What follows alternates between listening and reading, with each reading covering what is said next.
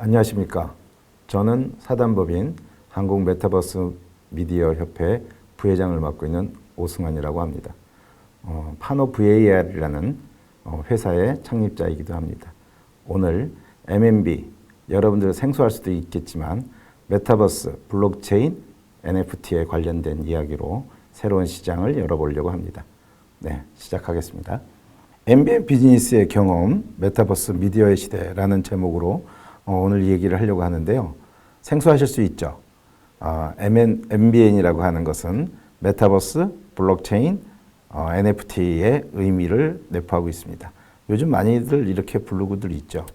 네, 저는 여러분들 요즘 핫하다고 하는 NFT 작가이기도 하고요. 드론 저널리즘, 또 사진 기자, 신문사에서 10여 년간 활동을 했었고요. 대학 교수로서 25년간 봉직을 했었습니다. 저는 미술관 관장 출신이고 학예사이기 때문에 아트 디렉터 역할을 맡고 있습니다.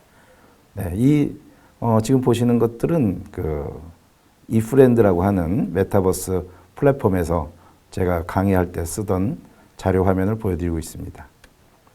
네. 학력은 사진, 미술, 영상을 학석박에서 공부했고 오랜 동안 이 분야에 대한 경험을 가지고 여러분들한테 저의 견해를 밝히고자 합니다. 네. 인사했죠? 예. 메타버스 신대륙의 발견이라고 처음 얘기를 시작을 하려고 하는데요. 우리가 아메리카 대륙을 처음 발견했을 때 당시를 한번 떠올려 본다면 미지의 공간에서 우리가 처음으로 새로운 땅에서의 집도 짓고 그 다음에 거기서 농사도 하고 결국은 아메리카 대륙은 또 새로운 금광을 캐기 위해서 서부로들 움직였었죠. 자, 그때를 한번 연상을 해보는 의미로서 신대륙의 발견이라고 얘기를 해봤습니다.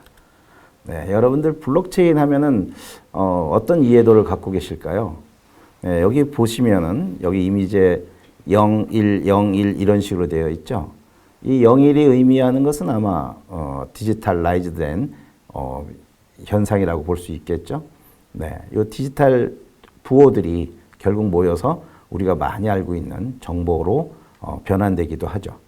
그런 이 많은 정보들이 또 우리가 많이 생활하면서 경험할 수 있고 또 우리가 계약도 하고 자기의 것을 증명하려고 할 때 그것을 우리와 개인과 개인끼리만 아는 게 아니라 그 많은 사람들이 공유함으로써 그것이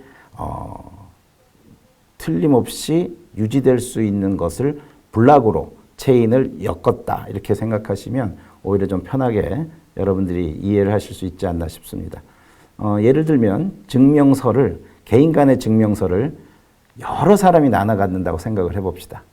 그러면은 계약 관계에서의 내용이 훼손되거나 변조되거나 위조될 수가 없겠죠. 왜? 많은 사람들이 똑같은 증명서를 갖고 있기 때문이겠죠. 자, 이런 것이 블록체인의 개념인데요. 왜 우리가 블록체인에 대한 이야기를 시작을 하냐? 여기서부터 파생되는 것이 다오라는 거, 또 디파이, NFT, 지금 또 다른 메타버스 공간하에서 사용되어질 수 있는 기술의 확장성, 사회적인 확장성을 따져보면 경제적 가치가 엄청나게 높아지고 있다는 것이 현실입니다. 자, 처음은 웹 3.0으로 이야기를 하는데요. 많은 사람들이 이런 얘기합니다. 웹 3.0? 그게 실현이 될까? 이거는 그냥 사람들이 얘기하는 것일 뿐이지 전혀 실효성이 없어. 이런 얘기들을 들어보신 적은 있으신지 모르겠네요. 자, 우리가 웹 1.0, 2.0, 3.0이라고 보통들 얘기를 하죠. 우리가 처음 시작했던 웹 1.0을 떠올려 볼까요? 1991년 영국의 컴퓨터 과학자인 버너스리가 월드 와이드 웹을 세상에 선보였죠. 여러분들 월드 와이드 웹이라는 것은 www. 이렇게 나가는 그것을 의미합니다. 결국 이 91년에 만들었던 월드와이드 웹이 2004년까지 이어지면서 웹 1.0의 시대를 열었다 이렇게들 얘기를 합니다. 웹 1.0은 오로지 읽기만 가능했죠. 클릭한 외에는 어떠한 상호작용도 없이 그냥 정적인 웹페이지였죠. 다수의 이용자가 소수가 제공하는 제한된 형태의 컨텐츠를 그저 읽기만 할 수밖에 없었죠. 아마 그렇게 따진다면 소통 방식으로 보면 읽기만 가능하고 운영하는 주체는 회사나 개인이 될 수 있었죠. 인프라는 개인 컴퓨터에 내장되어 소유를 하고 있었고요. 운영 권한은 여러분들 이때 당시 P2P 이런 얘기 기억나시나 모르겠습니다. 탈중앙화의 개념을 갖고 있었습니다. 이런 웹 1.0이 2000년대 들어서면서 인터넷 보급이 원활히 확장이 되기 시작을 했죠. 그리고 디바이스의 다양화로 인하여 웹은 급속하게 발전했습니다. 네. 읽기만 가능했던 이용자들이 직접 컨텐츠를 생산했죠. 그리고 공유하고 적극적으로 참여하기 시작했습니다. 여러분들 페이스북 아마 많이 들어보시기도 하고 사용해 보시기도 할 겁니다. 인스타그램도 마찬가지고요. 결국 이렇게 웹의 플랫폼이 서로 상호작용하는 것으로 바뀐 형태를 우리가 웹 2.0이라고 합니다. 읽기 쓰기도 가능하고요. 그러나 여기는 그 플랫폼이 거대화되기 시작을 했죠. 구글이라든지 아마존이라든지 트위터 이런 것들이 웹 2.0에 속하고요. 클라우드 방식을 채택을 했고 소위 얘기하는 모바일 시대를 열게 됩니다. 즉 웹 시대에서 앱 시대로 넘어갔죠. 그러나 여기도 결국은 중앙화의 개념을 내포하고 있었죠. 그러나 스마트폰의 보급으로 인하여 웹 2.0은 한 번 더 발전하기 시작을 합니다. 이용자들이 인터넷에 언제든지 접속할 수 있게 됐고요. 기업이 제공하는 플랫폼을 다른 디바이스나 시스템 간의 서비스들을 상호작용할 수 있게 됐죠. 그 결과 플랫폼의 역할은 거대해지고 자연스럽게 그 특정의 소수의 소유자만이 웹 생태계를 주도하게 되죠. 네이버, 구글, 페이스북의 플랫폼 사업자들은 이런 회원 가입만으로도 각종 서비스를 무료로 제공하고 이용자들은 이런 서비스를 통해서 서로 소통하고 데이터를 생산하기 시작을 했습니다. 그러나 이런 문제들이 있었어요. 어떤 문제였죠?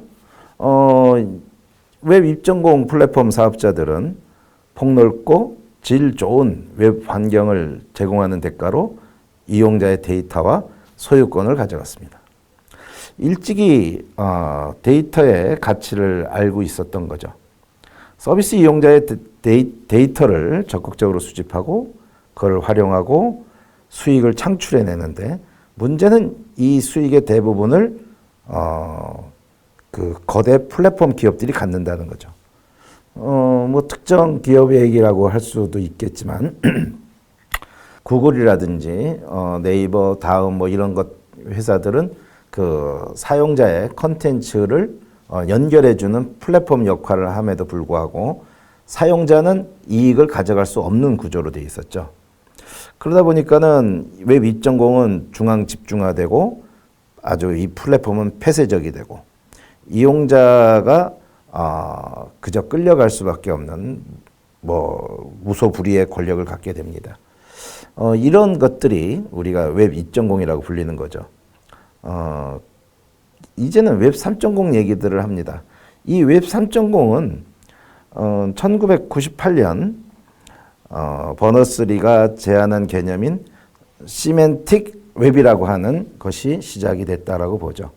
아마 의미론적으로 볼 때 이 웹은 기계가 인간들이 사용하는 자연 언어를 이해하고 상황과 맥락에 맞는 그 개인 맞춤형 정보를 제공하는 웹을 의미합니다. 아마 여러분들 이런 얘기 들어보셨을 거예요. 우리가 사과라고 하면 사과의 색상이나 종류, 뭐 다양한 정보가 함께 머릿속에 떠오르겠죠. 이런 사과에 대한 부수적인 정보를 우리가 메타데이터라고 부르죠. 이 메타데이터들의 집합이 온톨로지라고 하는 컴퓨터는 이 온톨로지를 이용해서 데이터를 개념적으로 연결하고 분석하는 과정을 거치죠. 그렇기 때문에 인간과 같은 인공적 사고를 할 수가 있게 됐습니다. 이런 사용자의 검색 패턴을 분석하고 학습하여 개인 맞춤형 정보 제공이 가능하게 된 거죠. 이것이 소위 우리가 얘기하는 웹 3.0의 읽기, 쓰기, 그리고 그 저작물을 소유할 수 있는 개념까지가 웹 3.0이라고 할 수 있습니다. 당연히 여기서 쓰이는 것은 블록체인 기술을 쓰고요. 공간은 메타버스 공간이 되겠죠. 결국 여기서는 탈중앙화가 이루어졌는데요. 탈중앙화라는 것은 우리가 바로 연결되는 다오라는 거와 또 연결해서 생각해 볼 수 있을 겁니다. 우리가 뭐 다오 얘기들을 많이 하는데요. 이 다오는 과거에 비해서 탈중앙화된 개념으로 구성원 자체가 시스템을 작동하는데 역할을 하는 것으로 의미합니다. 우리가 그런 것들을 하죠. 예를 들어서 보통의 커뮤니티는 커뮤니티의 창립자나 운영자들이 주체로 돼서 중앙 집권적 형태를 띠고 있죠. 예를 들면 자기네가 생각하는 커뮤니티의 룰에 안 맞으면 퇴출을 시키기도 하죠. 뭐 강퇴당해서 문제가 되는 경우들도 있고요. 이런 부분들이 운영자의 어떻게 보면 권력화를 또 지향하는 형태로 됐죠. 이런 것에 비하면 이제 다오는 이 중앙화된 시스템이 아니라 탈중앙화된 시스템으로서 구성원 모두가 시스템 그 자체로 작동을 하는 것을 의미합니다. 우리가 커뮤니티 활동을 하면서 이런 것들 하죠. 뭐 소수의 사람들이 활동들을 개인의 선택에 신뢰를 높게 하고요. 그렇지만 구성원들이 그 모든 활동을 무슨 일을 했는지를 확인하기는 좀 어렵게 되어 있죠. 그래서 폐쇄적이라고 비판들을 받아왔습니다. 그것에 비해서 다오는 금융거래 규칙이나 이런 것들이 블록체인 상에서 기록이 되죠. 여기서는 이제 우리가 스마트 컨트랙트라고 하는 블록체인의 기술을 통했기 때문에 누구나 확인해서 볼 수가 있고요. 또 투명하게 공개돼야 되고 거버넌스 시스템으로 운영을 할 수 있습니다. 우리가 이제 커뮤니티와 다오를 이렇게 제가 비교를 하면서 설명을 드리는데요. 가장 특징화된 것들은 구성원들이 여기에 참여하는 만큼의 소유권도 가질 수 있다. 그러면서 자기네들이 생각하는 정보와 의사결정을 합의 알고리즘을 통해서 현실화시키는 것이 다오의 개념이라고 보시면 편하실 겁니다. 자, 어떠세요? 그 블록체인 기술이 생각보다는 많이 선한 의미가 있죠. 우리가 많이 쓰고 있는 블록체인 기술을 사람들이 아직은 어디에 쓰이는지 잘 몰라들 합니다. 우리가 뭐라고 하죠? 코비드에 접종을 했는지 확인하기 위해서 앱을 우리가 쓰고 있죠. 그 앱 역시도 블록체인 기술로 만들어진 앱입니다. 그렇기 때문에 위변조가 안 되기 때문에 당연히 신뢰 높은 증명서로서의 역할을 하게 된다라는 겁니다. 자, 디파이 많은 사람들이 어려워들 하죠. 좀 전에 말씀드렸던 블록체인, 웹 3.0. 그럼 결국은 디파이는 뭐냐? 디파이는 이 블록체인 기술을 기반을 하고 있어요. 잠깐 좀 전에 얘기했던 스마트 컨트랙트라는 기능을 가진 이더리움이 디파이의 핵심이라고 생각할 수 있습니다. 이 이더리움은 ERC 기반으로 만들어서요. 이 안에 누가 소유를 하고 있었고 언제까지 갖고 있었고 또 이 소유권이 또 어디로 넘어갔고 이런 흔적들이 블록체인 기술로 위변조가 안 되는 거죠. 그렇다면 신뢰성은 상당히 높아질 수 있겠죠. 자, 우리가 이 블록체인 기술을 활용하면서 오는 장점은 어떤 것이 있는지 한번 보도록 합니다.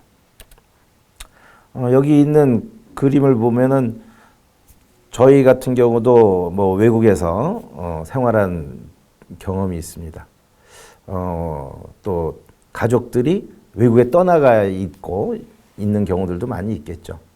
자, 우리가 돈을 보냅니다. 한국의 은행에 가서 미국에 있는 또는 타 지역에 있는 자기 친지들한테 돈을 보내려고 할 때는 우리가 은행에 가서 송금하겠다라고 하죠.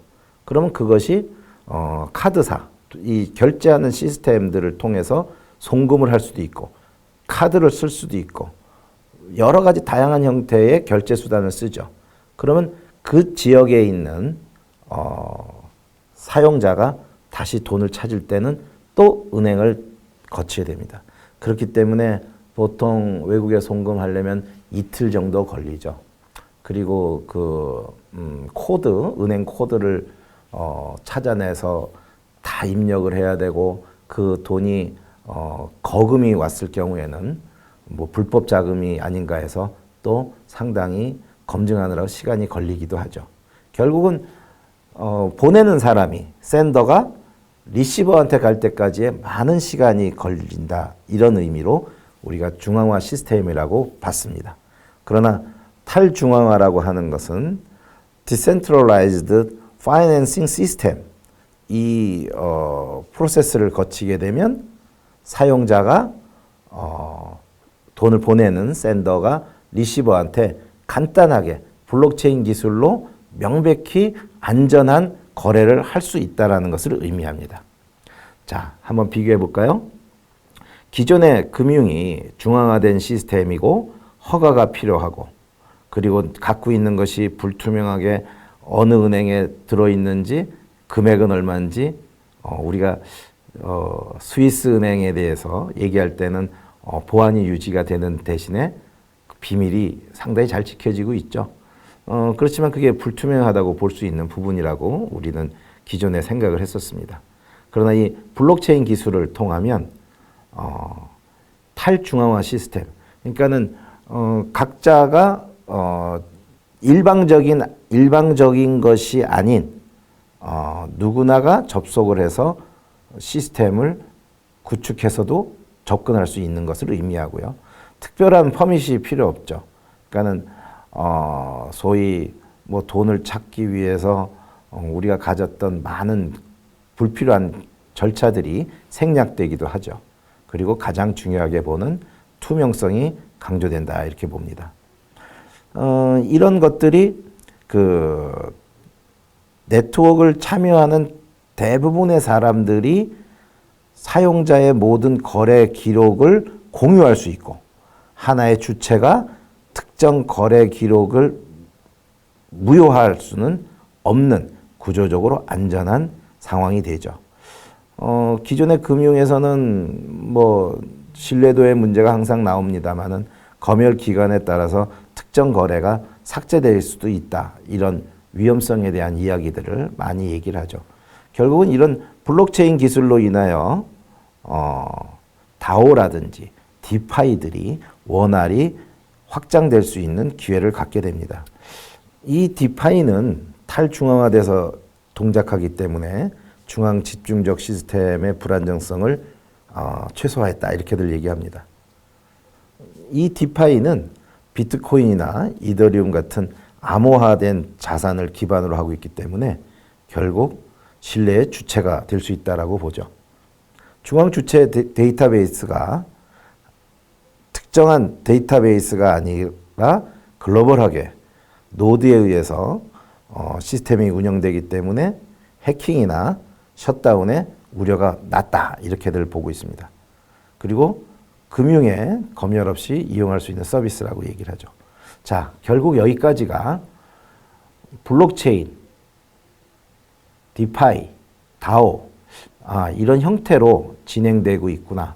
자, 이번에는 조금 다른 측면의 이야기를 해보도록 하겠습니다. 메타버스.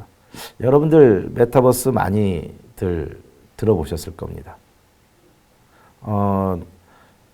블록체인이 투명한 거래를 하기 위한 기술적 완성도를 높인 부분이라고 한다면 메타버스는 우리의 삶을 메타버스라는 공간 하에서 똑같이 디지털 투인화 시켜서 우리가 할 수 있는 오프라인의 비즈니스들을 온라인에서 실현이 가능하다. 이렇게 보시면 조금 더 쉽게 의미를 이해할 수 있을 거라고 생각합니다.